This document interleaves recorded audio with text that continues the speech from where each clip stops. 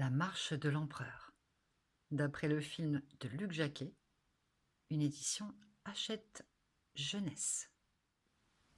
Au pôle sud de notre planète existe une zone très froide. Cette zone s'appelle l'Antarctique. L'hiver y est terrible.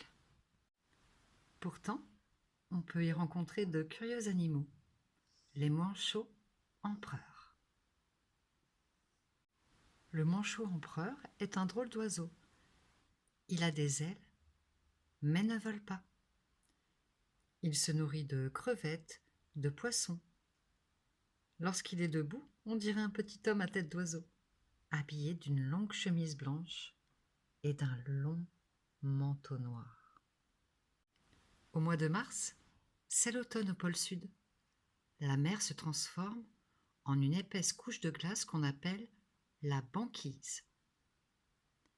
Les manchots s'y rassemblent par milliers, puis ils se mettent en marche, formant une longue colonne qui avance lentement. Mais où s'en vont-ils donc? Les voici arrivés à destination. Mais que se passe-t-il? L'un d'entre eux, un monsieur empereur, vient de se mettre à chanter joliment. Si monsieur empereur chante, c'est qu'il a remarqué une très jolie madame empereur. Elle deviendra la maman de leur futur petit poussin. La maman empereur chante à son tour. Elle est séduite.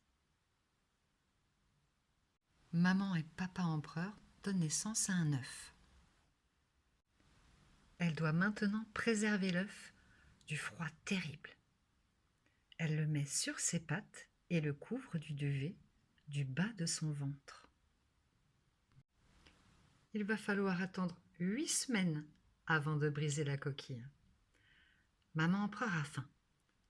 Elle n'a rien mangé depuis 2 mois. Elle a perdu beaucoup de kilos. Elle doit partir vers la mer pour se ravitailler. Elle doit passer l'œuf à papa empereur.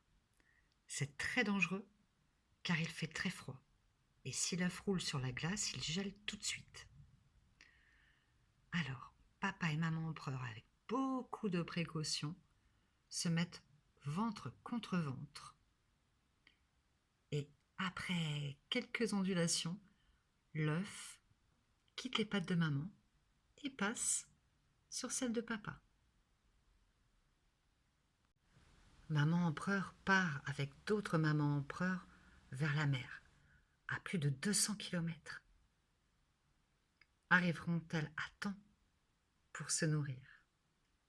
Pendant ce temps, les papas empereurs se serrent les uns contre les autres afin de résister au froid. Sur leur chemin, les mamans trouvent un trou d'eau sous les glaçons, une zone de mer où se trouve tout ce qu'elles aiment à manger. On appelle ce passage une polynie. Elles se régalent de crustacés.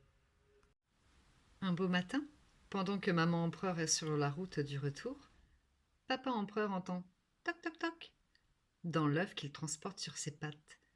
C'est le poussin qui s'apprête à sortir. Soudain, sa petite tête apparaît. Il est adorable. On dirait qu'il porte de grandes lunettes blanches. Vite, il s'abrite sous le duvet chaud et confortable de papa. Il fait si froid. Maman empereur est revenue. Elle ouvre grand son bec pour donner du poisson frais au petit affamé. Maman est heureuse de se promener avec son poussin sur les pattes.